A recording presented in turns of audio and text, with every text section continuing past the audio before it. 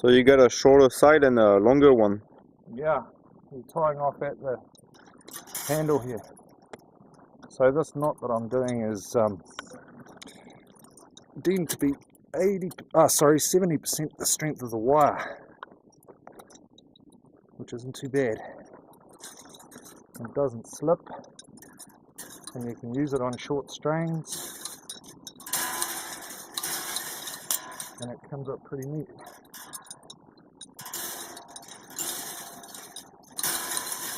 That's how fast it is when you can do it well.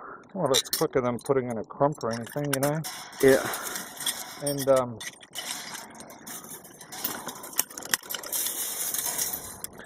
my wire strainers are rusty because nobody seems to be able to build good wire strainers these days that don't slip.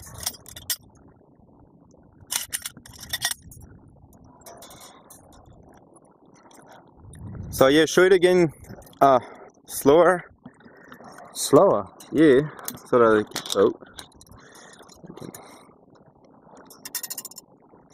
What you?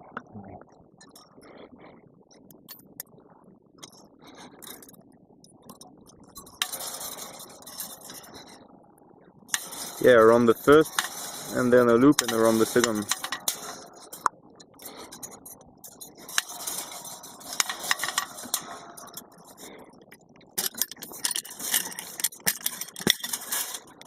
Bim.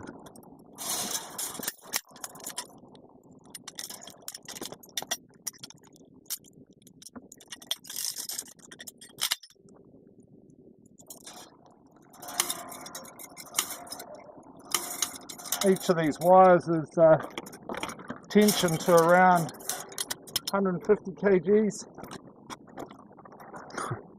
and I'm pretty confident that this particular fence will stay that tight for the next 30 years because we've used 2.7 metre strainers, all driven, all the foots are driven. Yep. And so here we're just at a corner. It's going from... this is about halfway down the line. Yeah. Halfway. About. From up there, somewhere. Industry standard Yep. is for these lines to actually be tied off on the strainer so that there's no knots in the line, except for joining knots of wire where your coil runs out. But that's good, and I do tie off a lot of fences in that manner, but this works really well on a long strain. You need to get even tension from both ends, and like I say, the knot is pretty strong and it doesn't slip. See this? No sharp edges on it or nothing like that. Yep.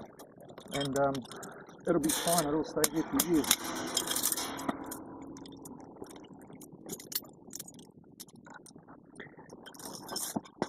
Then you gotta put some buttons on everywhere. Three for every panel. Yeah. So this is a 9-wire fence, and it's a pretty standard fence for New Zealand conditions. I really like it because by the time you put 3 battens on this fence, there ain't nothing going to put its head through it and hassle it, and it's tight like a guitar, you know. And they ain't going to get through this ever. And then that means that I can finish this job and walk away, and she'll be as good as you like, you know. Yep.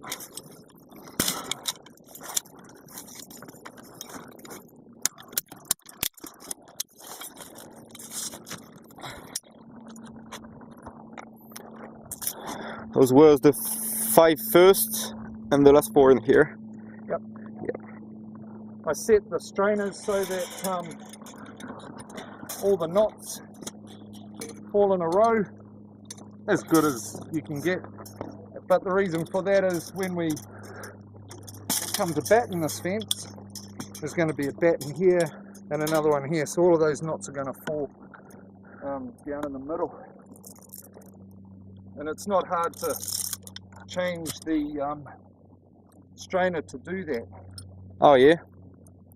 But you gotta think in advance where you put your nuts. Yeah, because of the buttons. Of course, yeah. Yeah. So I'm just trimming off here what I need to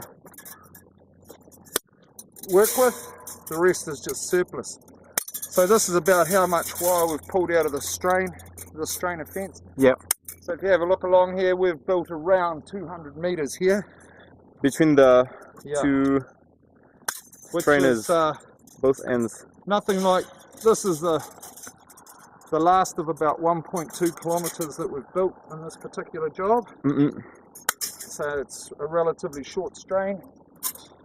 And the rest of them are around between 300 and 400 meters, which some people would consider quite long for one strain, but I'm a real fan of having a long strain because it takes advantage of the elasticity of this wire.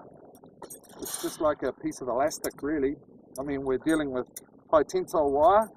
Yep. 2.5 mil, and a little short piece like this feels very hard, but over a great distance it becomes very elastic.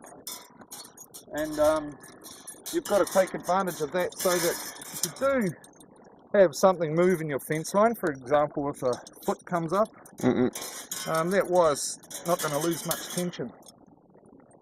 But of course, you try to set it up so you can't do that.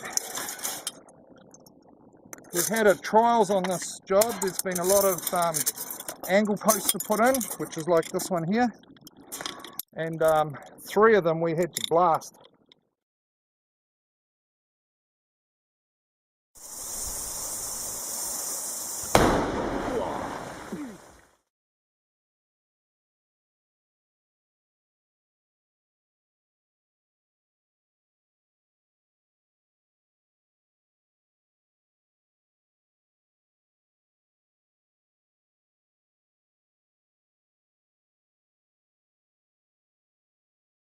And those 3 took a day's work each. By the time we blew a hole into solid papa and then blew out a big crater and then got down 1.2 meters deep, stick the post in foot, and then you got to find all the rocks, get them back in the hole, and by that time you may as well pack the gear up and call it a day. Yeah, all those corners and strainers, they're deeper in the ground than over the ground, longer under. This one here is the same length in the ground as it is out. Yeah. But all the ones at the end of the line are, how far are they in the ground? 1,500. Is that right? 1,300. Shouldn't move with this, huh? You hope Normally. not, but some of this pussy ground around here is letting us down a bit. We've got to make sure that we put foots on them, and we're lucky that we're doing this job in the winter time, well, you know, wet season anyway, so that it makes us think really hard about putting foots on that aren't going to move. Yeah. Because you can get fooled in the summertime by coming around and thinking, oh, it's nice and dry here. We can just put a little foot on and away we go. But come winter time and this ground gets really wet and you've got a tight fence, it'll move, which is a bit unfortunate, but Yeah, we just saw before we had to put a huge foot and replace. that's right. Yeah. And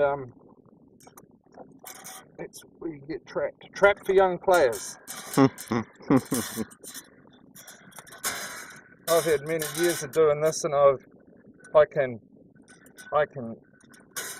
proudly say that everything I've learnt the hard way. Because when something fails, and believe me, I've had a few things fail, you go and have a look at that and ask the question why, and you do what, you know, you learn from it. Next time you think, right, I ain't gonna let that happen. So, you know, I'm still trying to build the perfect fence. Have you done it yet? I'm working on it, I'm too fussy for that. I spend too much time picking holes in my own work.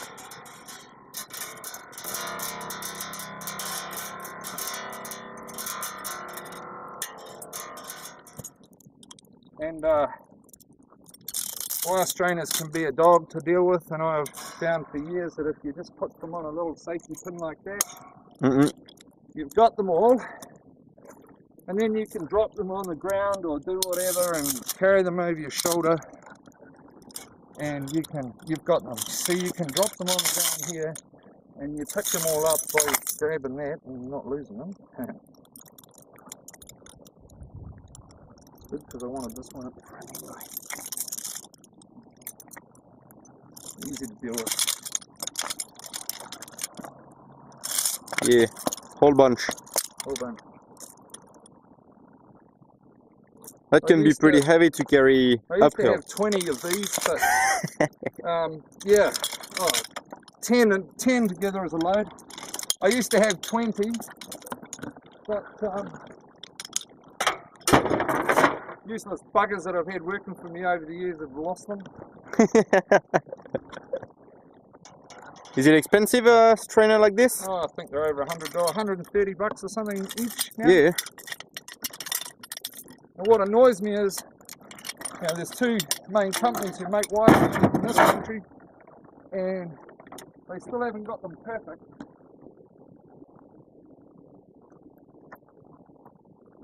Well, they're working on it.